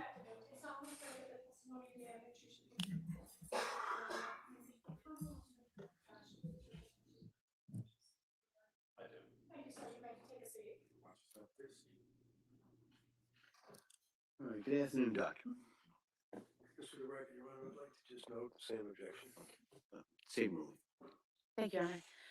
Good afternoon. Could you please state and spell your name for the record? It's Benjamin Kaufman, BenjaminKaufman. And your date of birth, sir? September 10th, 1984. What do you do for a living? I'm an emergency medicine doctor. How long have you been doing that? About 12 years. Could you briefly describe for the jurors your educational and training background that qualifies you for that role? Yeah, I went to Boston University for medical school, and then Kings County for residency training, and then Columbia for fellowship in clinical emergency medicine. Actually, hold on. And where do you currently Kitty work? cat. Sorry, my cat's up here being a pain in the butt. And back Oh, in Lord. January of 2023, did you work? Yes, Seroquel actually has other uses, off-label uses. The camera's moving because the cat's rubbing his nose on it. And my mom, they actually gave it to my mom for her her dementia, and she was on it. It started out at 25 milligrams, and yes, off-label, you can use it at a low dose, like a 25 milligram dose for sleep, but it is an antipsychotic. And I believe they had her up to about 300 or 400 milligrams of Seroquel at some point. And kitty cat, go catch your birds. What are you doing? Okay, here, let's go back to the trial because it's worse than having children, I swear. Toddlers. Cat, dog. Sorry, I'm trying to get rid of me so the cat stops messing with the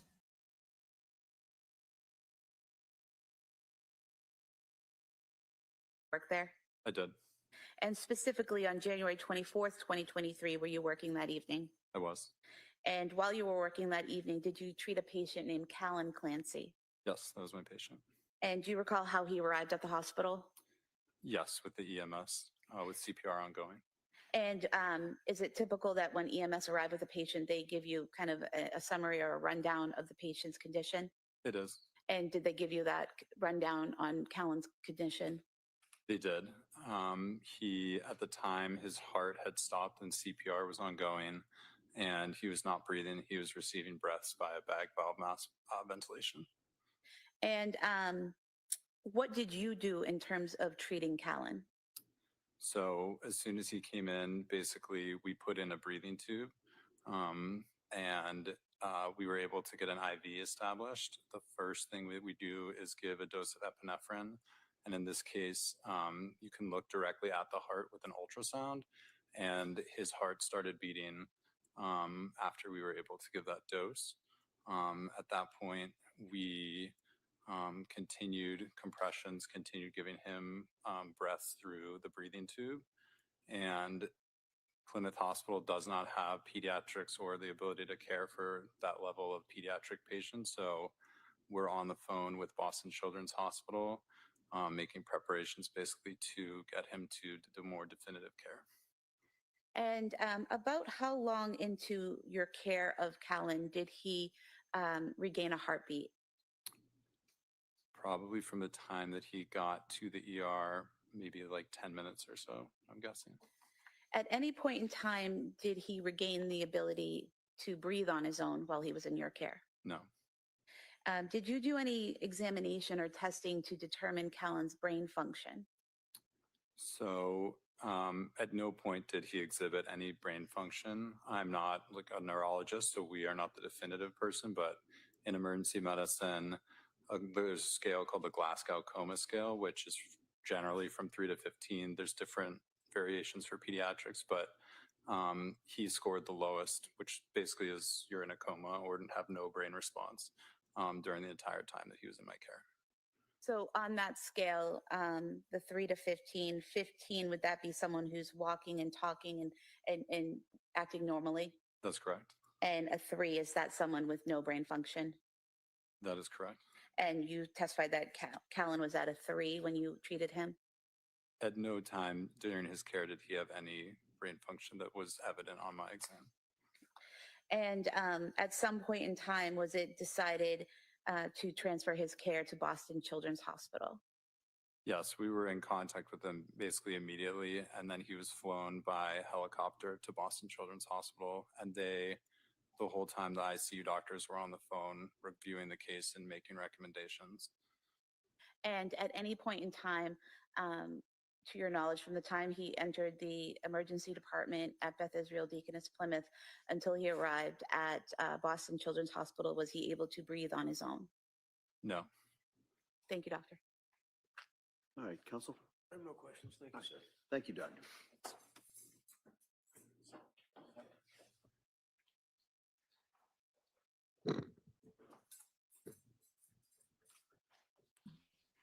Can you imagine being at your own children's murder trial? And if you were in a psychosis state, how horrible this would feel? I can see why they say she still doesn't want to be alive right now. Awful. That's her parents right there.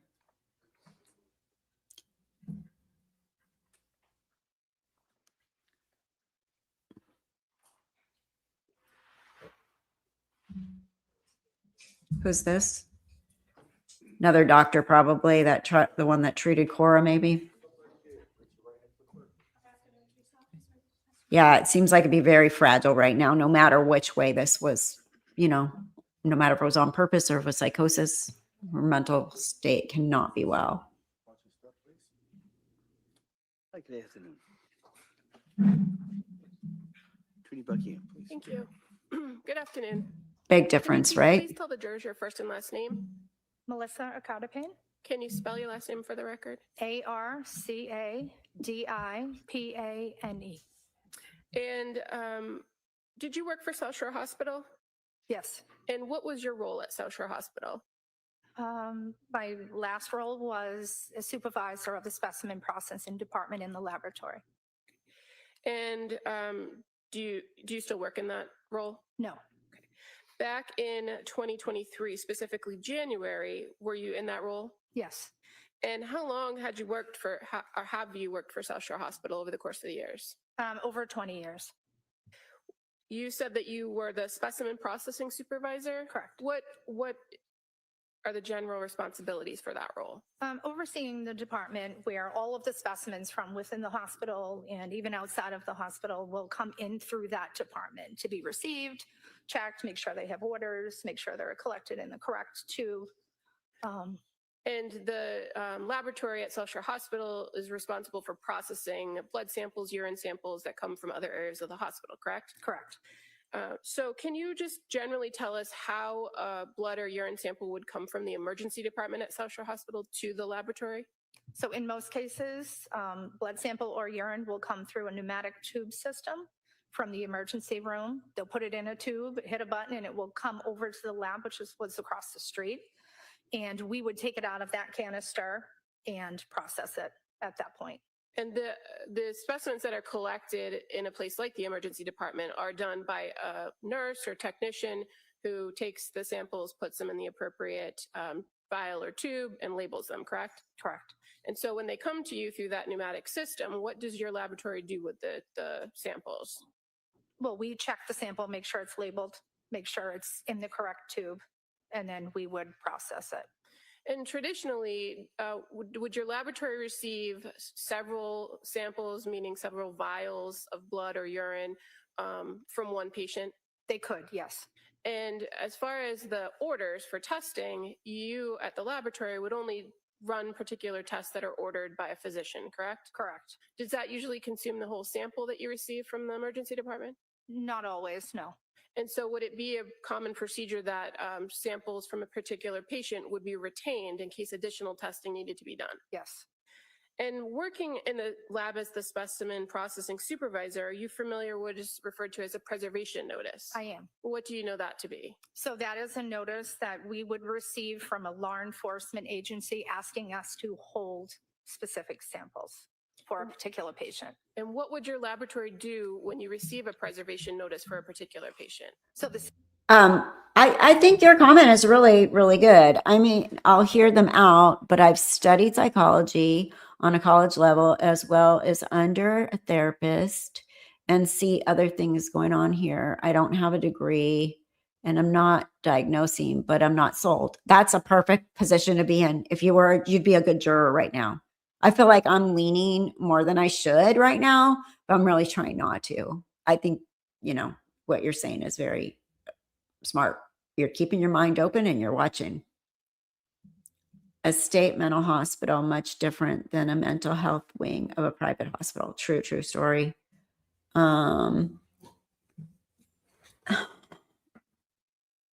Is any example of how she's been treated in a woman's prison? Lord help her. Oh, if Sandy Malgary, I don't know who is that. Sometime look up Sandy. Okay. Injustice abounds. Oh, wow. It's like a prosecutor is rubbing salt in the wounds. Yeah. Sometimes I feel like she is. I know it's her job, but it feels so wrong. It feels painful. It's painful. The whole thing's painful. So we got blood samples or something that she's supposed to preserve, probably for the toxicology, I imagine. Lindsay, I'm guessing. samples would be pulled aside, they would be put in a specimen bag. A copy of that preservation notice gets put in the bag with the samples, and it is put in a separate bin within the specimen refrigerator. And the specimen refrigerator, is that a place that specimens are stored until they're either used or discarded? Correct. And does that preserve the specimen? Meaning they need to be refrigerated. So, but we separate those specimens that potentially could be needed elsewhere into a separate spot so that they don't get discarded. Now, were you aware that a preservation notice had been served on South Shore Hospital for the blood and urine of Lindsay Clancy on January 24th, 2023? I was. And were those samples of blood and urine collected in the same manner you just described and put in a separate bin? Yes. And on January 31st, 2023, did you have the opportunity to interact with a trooper from the Massachusetts State Police? I did. And what was that interaction? Can you describe it to us? He came with a warrant to collect the specimens. And so did you collect the specimens that were labeled for Lindsay Clancy? I did. Somebody had already put them in that bin in a bag, so I just went to the bin, retrieved them, made sure they were hers, and gave them to the officer. And in fact, you handed over 6 vials of blood and 1 vial of urine to the trooper on that day, correct? I don't remember the exact samples or sample type that I handed over, but I do know that I gave him samples. Okay. And as far as your memory, you recall that you double checked the ID label on the items to make sure that they belong to Lindsay Clancy, correct? Definitely. Okay. Nothing further. Thank you. Counsel. No questions, thank you. All right, thank you. Thank you.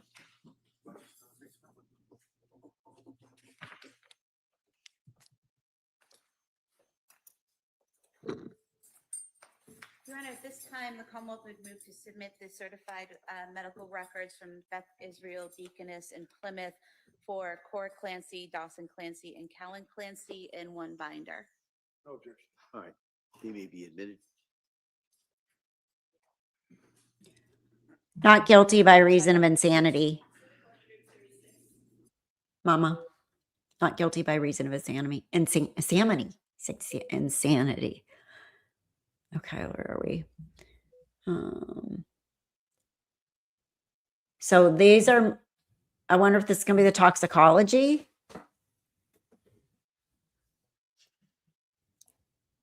What are we going to look at next here? Hold on. Oh, this is almost over. Did they restream or are they ending? Let's see what happens. Okay.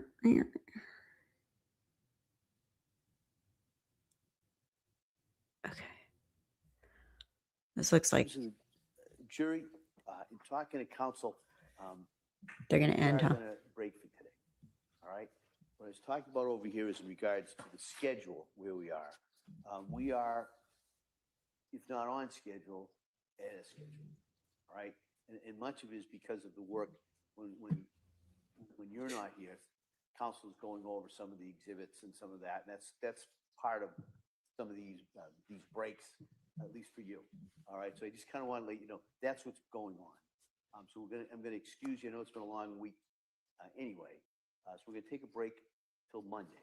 All right. And on Monday, the schedule anticipation will start about 9, maybe a little bit later than that. But I ask you to be here ready to go at 9.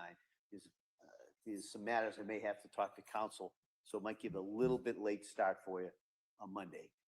And then the anticipations will go most of the day. All right. Like I said, we are well on schedule, if not ahead. What I want to remind you now, which you know I'm going to remind you, that you're going to be not here for a couple of days. It's very important. You've heard some of the evidence. You haven't heard all of the evidence. All right. You haven't heard the law that you will apply to this. So you have to keep an open mind. And the best way to do that is don't talk about this with anyone. Don't do any research. Don't watch anything. If something comes on, turn it off.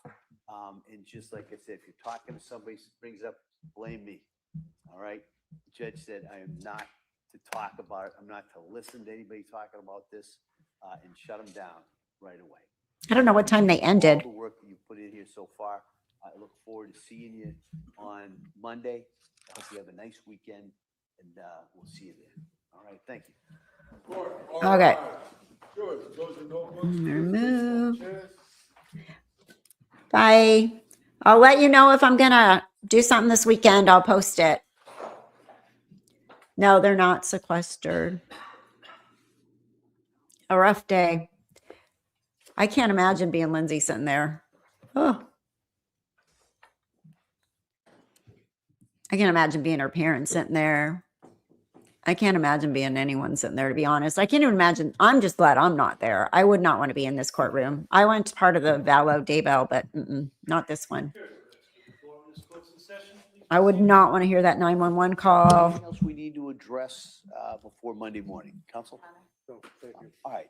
So we'll be in recess on this matter Okay, let me get rid of them. Monday morning at 9 o'clock. We'll resume the trial. Thank you. Thank you. All right, remove that. All right, let me get rid of them. Wow. Okay, we learned some stuff today. I'm still shocked about the code blue. I would like to know the results of her toxicology because, like I said, I had looked it up and they said there were seven medications in her tox screen. And then I was thinking, yeah, maybe go over the civil case on a live tomorrow. What do you think? I'll figure out what I have going on tomorrow, and then I'll post it either tonight or tomorrow if I'm going to do it. I'm thinking, why not? We should. It'd be educational for this whole court case and to understand what some of the other part that's going on and what code blue. Yeah, did you hear that part? So apparently Lindsay coded when that police officer was sitting there watching her for 16 hours. And he said something on the stand like, oh, there was some kind of a code or something. And I was like, wait, what? There's a code? What kind of code? Like a code or a code blue code or a rapid response code? What the heck? And then when the cross-examination happened, Lindsay's defense attorney said, so it was really busy. There's a lot going on. And there was a code blue called across the thing to bring people to her room. And he's like, yes. And he goes, in a code blue means that you're like dead or dying, right? And he said, yes. So he downplayed it. The police officer downplayed what the code was until he got cross-examined. Then he had to say, well, yeah, that's what it was. So she went into cardiac arrest. So that's a big deal because nobody's brought that up, especially the prosecution. They don't want you to know that she actually died and had to be brought back. Yeah. And that's what PLM said. She's like, okay, well, I'm starting to have these little suspect about these cops, like which way they're leaning, because a cop knows what a code blue is. And he says, there's some kind of a code was called. I'm like, oh, code what? Like, security code? You know, we can call security as a code. You can call a neonatal code. You can call code baby stolen code. You can call all kinds of code. But to her room, what kind of code was called? Only thing I can think of is a code blue or a rapid response of some sort where they needed help. So turns out it was called boom. It's been on the down low. Nobody's talking about that. Never saw it once anywhere. Not on the Facebook groups, TikTok, nobody. So that's a huge big thing. Huge. Yeah, big thing. He was told not to give out medical information as a police officer. Some kind of a code. Right. He could have said code blue though, right? I don't know. I'm just glad that the cross-examination actually pointed that out, because that's important information. Huge, right? It's a big deal. So they had already tried and found guilty. I'm surprised they don't sue the city. Well, these cops that are on the stand are definitely on the prosecution side, right? Thank you. Thank you for sharing your knowledge with us. Sorry, my bad batteries. I have really enjoyed having a nurse perspective watching this. Have a great weekend. Thank you so much. I really appreciate that. Thank you very, very, very, very, very much. Much appreciated for both appreciating my discussion and the super chat.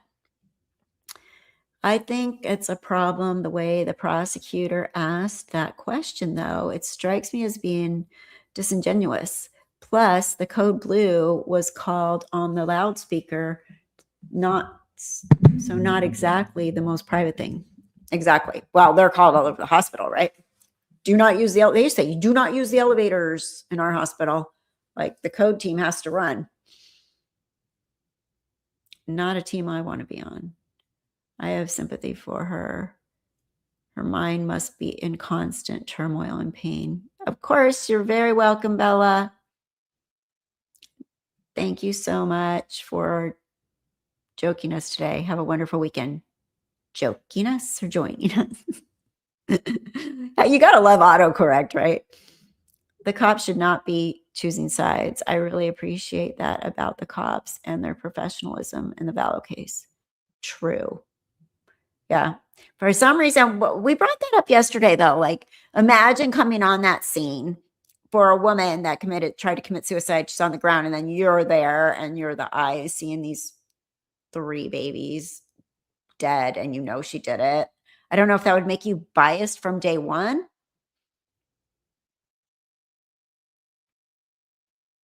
A lot of adrenaline rushing in on trauma and codes. That for sure. Don't code. Don't code on my watch. No, thank you. All right. Well, I guess I'll figure out what we're going to do tomorrow.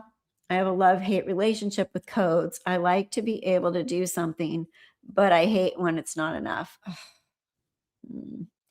Yeah, the only thing I've coded was a newborn, like a neonate. I haven't coded a real human, adult ever. Thank God. All the times I've worked and everything. And then my hospice patients, they code, but they're not, they're DNRs. So I'd feel the same, but I would check myself before court, right? Kind of just like, okay, you got to be you're the witness. What are you talking about? Answer the questions and don't be shady about a code.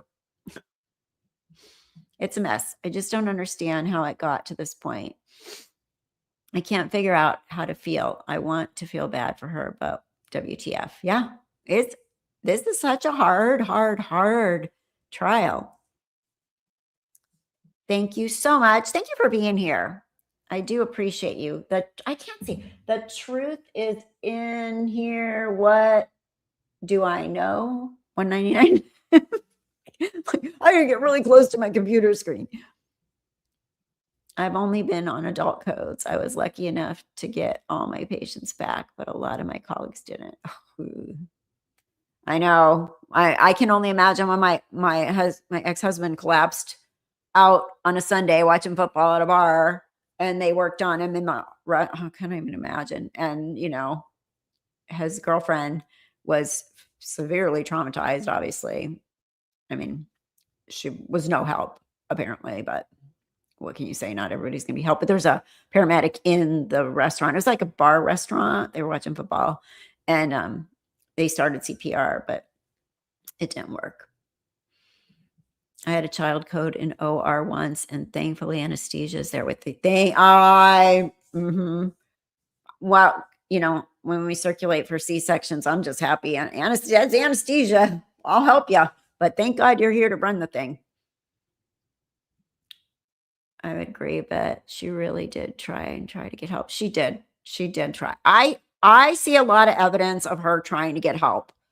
I mean, I think that would be a very long, calculated, very in-depth, premeditated, to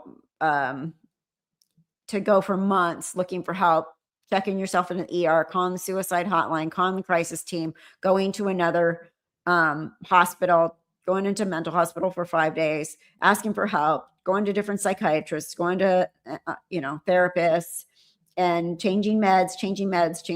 And still it just doesn't make sense to me that would be all those steps would be somebody premeditating the murder of their children. That doesn't make sense in my head at all. I needed a name that wasn't taken, so I went through the long route so I didn't have to pick 800 times, right?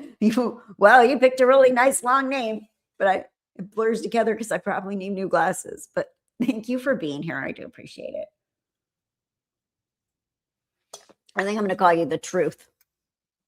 The truth is in. The truth is in. How about that? Trial is very complex trial and has a lot of legal, psychological layers to it. Thank you for joining us. Thank you, Carolina. I learned how to catch the baby, but I'm not sure if I could do it because the video we watched of someone giving birth made me feel like I would pass out. Just down and up. They come down, you go up, they come out. Just down and up. Easy peasy. She has been through it. It's awful. Mental health in the USA must change. Yeah, it's not ideal at all. But yeah, I mean, because sometimes babies are, somebody had said that babies are extremely resilient, and a newborn baby being born, sometimes they come out kind of dead. And they are super resilient, thankfully, because it's very dangerous to be born, by the way. But we can bring them back. And the ones I've coded have all come back. Thank God. Thank God. They usually will code right after they come out. Tight nuchal cord or bad strep or something, It's good. It doesn't look like something that big should pass through an area that small. Oh, I'm glad I never had to help in a delivery and that I never got pregnant in my life. Yeah, I've been in thousands of deliveries. Thousands and thousands, every which way. It's kind of cool. I actually like it. I'm not doing it anymore, though. I can't do bedside. My back, my knee, my 12 hours. Old at this point. I enjoyed it when I did it, but I can't do it now. So I'm going to stick with, hopefully, if I get this job, case management, and it's still OB. So it works. And hospice I'm kind of done with because hospice is great. I'm good at it. My patients all love me, but man, it sucks your soul too, big time. None of us wanted something that size out of us. True story. Like, how'd that come out of there? Whoa. 7.5 pounds. I can't lift the patients anymore either because of a fully separated right shoulder from a motorcycle accident. Yikes. Yeah. Yeah, our bodies take a toll, don't they? I'm probably going to need a new knee eventually. They said I don't need it yet, so thank God. And my back is jacked big time. And then I hurt my back worse with my mom because as she was laying here actively dying and became bedbound and I didn't have any help, when she was in the ER, I should have called for help, but I was with her and she put her head through the bars. And I already have severe degenerative disc disease in my back. I'm like, what? I do? What? But anyway, she had her head and I was like a dummy. I was on the phone with my daughter while I was in the ER with my mom. And I went to lift her head and she pushed back against me. Those little old people are so strong sometimes. And I felt something pop in my back. And that was in December. And my back still hurts. Like I can't fold laundry for very long. I have to if I lay flat on the floor for a little while, it stops. And then I have one of those like TENS machines, but it's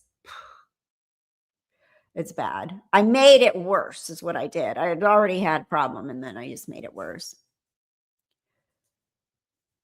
Your back is messed up too. That's what I mean. Like the career of a nurse and a mom and everything else we do in our lives, it really does trash our bodies.